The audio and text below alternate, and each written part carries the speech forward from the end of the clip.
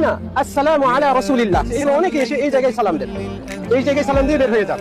তাদের ধারণা হচ্ছে এই যে ছিদ্র, এই ছিদ্র বরাবর রাসূল সাল্লামকে সালাম দিতে হয়। প্রথম দুইটা ছিদ্র থাকবে, এই দুই ছিদ্র বরাবর কিছু নেই, ফাঁকা, এখানে সালাম দেওয়ার জায়গা নাই। তাহলে আমরা এই গ্রিল পার হয়ে, এই দুইটা ছিদ্র পার হয়ে আমরা একটা পিলার পাবো সাদা, এই পিলার পার হওয়ার পরেই আমরা চলে আসবো সেই আমাদের কাঙ্ক্ষিত স্থানে, যেখানে আমাদের নবী, বিশ্বনবী, সর্বশ্রেষ্ঠ নবী ও রাসূল, আদম সন্তানদের সর্দার, যিনি এই উম্মতের জন্য শাফাআত করবেন, যিনি সর্বপ্রথম জান্নাতে প্রবেশ করবেন, যাকে দিয়ে জান্নাত উদ্বোধন করা হবে। কাল কিয়ামতের দিন কেউ যখন কোনো কথা বলার সুযোগ পাবে না, সাহস পাবে না আল্লাহর সামনে, কেবলমাত্র নবী মুহাম্মদ সাল্লাল্লাহু আলাইহি ওয়াসাল্লামই আল্লাহর সামনে গিয়ে সেজদা লুটিয়ে পড়বেন, বিশেষভাবে আল্লাহর প্রশংসা করবেন। অবশেষে আল্লাহ তাআলা বলবেন, তুমি মাথা উঠাও, তুমি সুপারিশ করো, তোমার সুপারিশ কবুল করা হবে। সেই সুপারিশকারী নবী মুহাম্মদ সাল্লাল্লাহু আলাইহি ওয়াসাল্লাম এর চেহারা মোবারক বরাবর আমরা এই চিত্রটি পেয়ে যাই। এখানে এসে আমরা তাকে সালাম দিই। এই চিত্র বরাবর উপরে, ঠিক উপরে যে দেখুন, হুনা আসসালামু আলা রাসূলিল্লাহ এই কথা লেখা রয়েছে। হুনা আসসালামু আলা রাসূলিল্লাহ মানে এখানে রাসূল সাল্লাল্লাহু আলাইহি ওয়াসাল্লামকে সালাম দিন, এই কথাটা লেখা রয়েছে।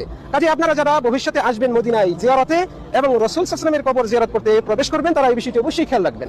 এখানে হচ্ছে রাসূল সাল্লাল্লাহু আলাইহি ওয়াসাল্লামের কবর, এই বরাবর, এবং এই ছিদ্রটা ঠিক রাসূল সাল্লাল্লাহু আলাইহি ওয়াসাল্লামের চেহারা, মাথা যেখানে রয়েছে ওই বরাবর করা হয়েছে। কাজে